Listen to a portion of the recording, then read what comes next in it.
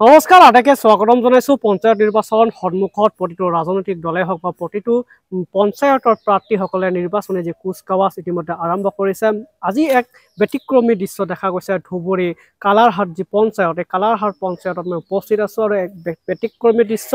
আমাৰ এগৰাকী সতীৰ্থ সাংবাদিক, যিগৰাকী সাংবাদিকে এইবাৰ নিৰ্দলীয় প্ৰাৰ্থী হিচাপে কালাৰহাটৰ যি আঞ্চলিক পঞ্চায়তৰ সদস্য পদত তেওঁ মনোনয়ন দাখিল কৰিছে। মনোনয়ন দাখিল কৰাৰ পাছতে তেওঁ নিৰ্বাচনী প্ৰচাৰ ইতিমধ্যে আৰম্ভ কৰিছে আৰু এটা ব্যতিক্ৰমী দৃশ্য দেখা গৈছে, যি ব্যতিক্ৰমী দৃশ্যই আচলতে যিটো পঞ্চায়ত নিৰ্বাচন সন্মুখত বিভিন্নজন প্ৰাৰ্থীয়ে ৰাইজৰ মন জয় কৰিবলৈ বিভিন্ন পন্থা হাতত লৈছে। ঠিক তেনে সময়তে ধুবুৰী কালাৰহাটত এক ব্যতিক্ৰমী দৃশ্য। এই ব্যতিক্ৰমী দৃশ্য হৈছে যে অপিল হক নামৰ যিগৰাকী সতীৰ্থ সাংবাদিক, ভাৰত বাংলাদেশ সীমান্তৱৰ্তী অঞ্চল আৰু এই ভাৰত সীমান্তৱৰ্তী অঞ্চলৰ যি ধৰ্মশালা অঞ্চলৰ এগৰাকী সাংবাদিক, এই সাংবাদিকগৰাকীয়ে এইবাৰ নিৰ্দলীয় প্ৰাৰ্থী হিচাপে তেওঁ প্ৰতিদ্বন্দ্বিতা আগবঢ়াইছে।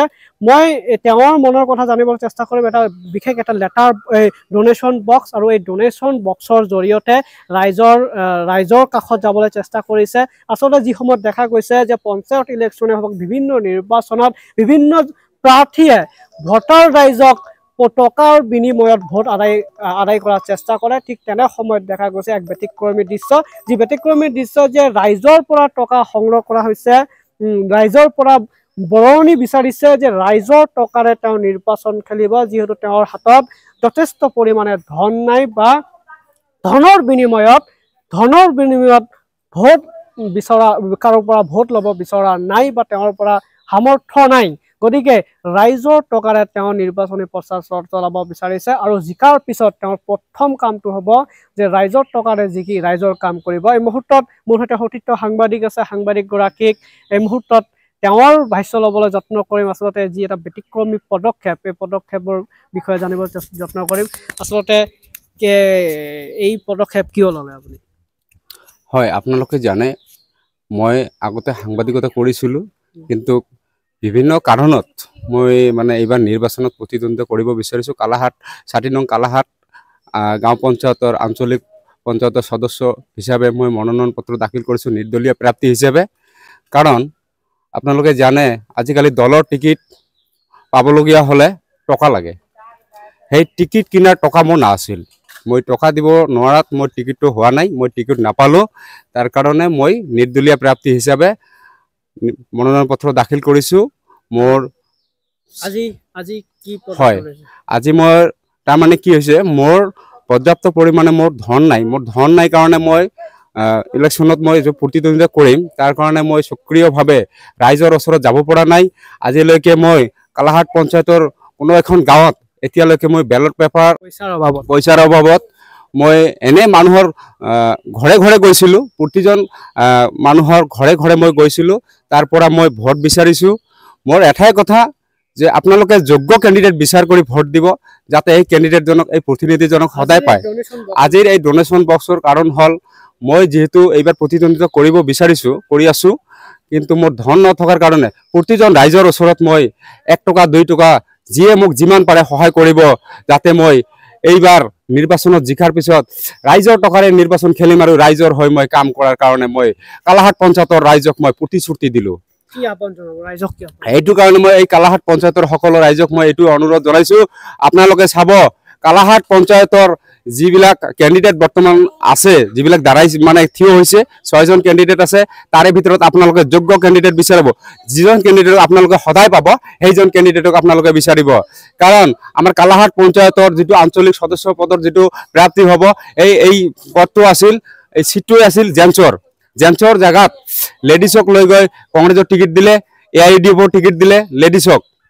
এজন মহিলা মানুহ আৰু এজন পুৰুষ মানুহৰ তফাতটো আপোনালোকে সকলোৱে বুজি পায়। নিশ্চয় এজন প্ৰতিনিধি বা মেম্বাৰ হওক, কাউন্সিলৰ হওক, প্ৰেচিডেণ্টে হওক, তেখেতৰ কাম হৈছে সাধাৰণ ৰাইজৰ মাজত সবসময় মিলাপ্ৰীতি থাকিব লাগিব। সেই মানুহবিলাকে সদায় যাতে এই প্ৰতিনিধিজনক পায়।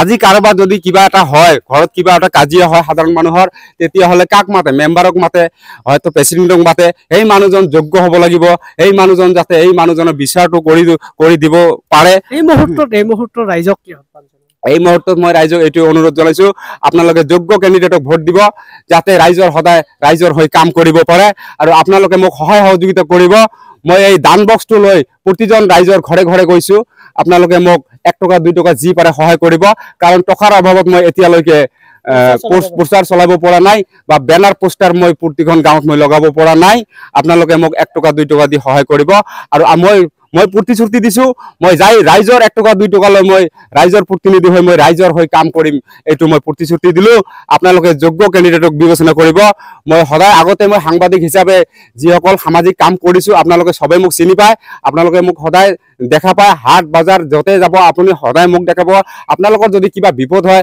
ৰাতি 12টা 1টা বজাত মোক ফোন কৰিলে পাব আগতে পাইছে এতিয়াই পাব আৰু যদি মই প্ৰতিনিধি হওঁ বা নহওঁ আপোনালোকে মোক কিন্তু সদায় পাব মই যদি এবাৰ জিকিব নোৱাৰো প্ৰতিনিধি নহওঁ তথাপিও আপোনালোকে কিন্তু সাংবাদিক হিচাপে মোক ৰাতি 1টা বজাত ফোন কৰিলে মোক কিন্তু লগত পাব গতিকে আপোনালোকে বিবেচনা কৰিব কালাহাট পঞ্চায়তৰ 6 জন কেণ্ডিডেট আছে ইয়াৰে ভিতৰত আপোনালোকে যিজন যোগ্য হয় ৰাইজৰ লগত সদায় কাম কৰিব পাৰে ৰাইজৰ লগত মিলি থাকিব পাৰে এই কেণ্ডিডেট জনক আপোনালোকে আপোনালোকৰ মহামূল্যৱান ভোট দি জয়যুক্ত প্ৰতীক চিহ্ন কি মোৰ প্ৰতীক চিহ্নটো হ'ল কাপ প্লেট আপোনালোকে মোক সহায় সহযোগিতা কৰি কাপ প্লেটৰ ছবিত ভোট দি জয়যুক্ত কৰিব মই আশা কৰিছো কালাহাট পঞ্চায়তৰ ৰাইজ মোক সদায় আদৰি লৈছে আগতো লৈছে এতিয়াও ল'ব আপোনালোকে মোক সহায় সহযোগিতা কৰি কাপ প্লেটৰ ছবিত ভোট দি মোক জয়যুক্ত কৰিব যাতে মই ৰাইজৰ সেৱা কৰিব পাৰো হয় নিশ্চিতভাৱে ক'ব লাগিব এক ব্যতিক্ৰমী দৃশ্য যিগৰাকী সাংবাদিক গৰাকীৰ তেওঁ ইতিমধ্যে তেওঁ যিটো হাউজত কাম কৰিছে মিডিয়া হাউজত তেওঁৰ পৰা ইতিমধ্যে তেওঁ ৰিজাইনৰ দিছে দিয়াৰ পিছত আজি নিৰ্বাচনত অৱতীৰ্ণ হৈছে গতিকে সমূহ কালাবাসী ৰাইজক আমাৰ ফালৰ পৰা অনুৰোধ জনাইছো এবাৰ আপোনালোকৰ মহামূল্যৱান ভোট এবাৰ সঠিক এজন ব্যক্তিক দি জয়যুক্ত কৰে যেন